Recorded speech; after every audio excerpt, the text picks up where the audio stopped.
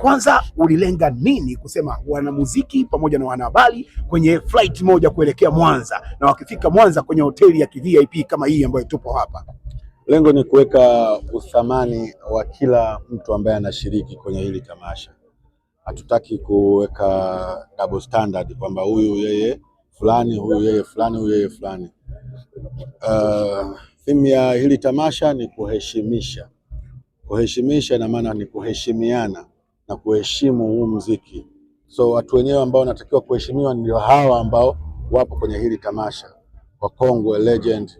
Kwa hiyo walikuwa wanayo hiyo sababu ya kusafiri kwa raha mustarehe, wana sababu ya kulala sehemu nzuri, wana sababu ya kupanda kwenye jukwaa zuri na kusikia mziki mzuri, wana sababu ya kushutiwa na kamera nzuri kama hizi za wanahabari, wana sababu za kuongea au kuulizwa maswali na wanahabari kama nyinyi ambao mko hapa. So this is Bongo Flavor bwana. Kuna kitu kimenishangaza nikasema nikikutana na Madii lazima nimuulize. Mabaga Fresh wako wawili. DJ Snox na mkuu wa majaji. Lakini DJ Snox akapanda ndege. Mkuu wa majaji kakataa kabisa kupanda ndege, na inasemekana kwamba alikuomba bwana wewe mimi nichukulie gari niwahi kabisa. Nini kilitokea?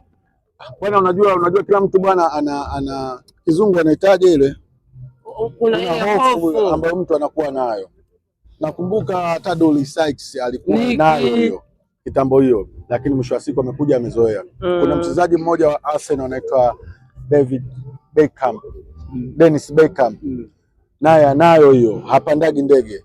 Kwa hiyo hata JB mkuu wa majaji naye yuko hivyo. Kwa hivyo letewa tiketi yake ya ndege, kwanza karudi nyuma kama tu 10 ile kabla tiketi ya ndege ndio tutasafiri kwenda Mwanza. Akasema hapana, mimi sijawahi kupanda na wala sipandi hiyo ndege.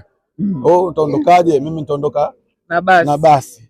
Sasa tungeweza kumlazimisha, lakini ungeweza kumlazimisha mtu alafu anafika kule juu anapandisha vitu vingine ambavyo vitamletea madhara kiafya, ingekuwa shida. Kwa hiyo tukamruhusu kasafiri na basi, lakini amefika Mwanza kwa sababu njia sasa hivi sio kama zamani. Zamani sasa hizi ingekuwa bado tunamsubiri siku 4 5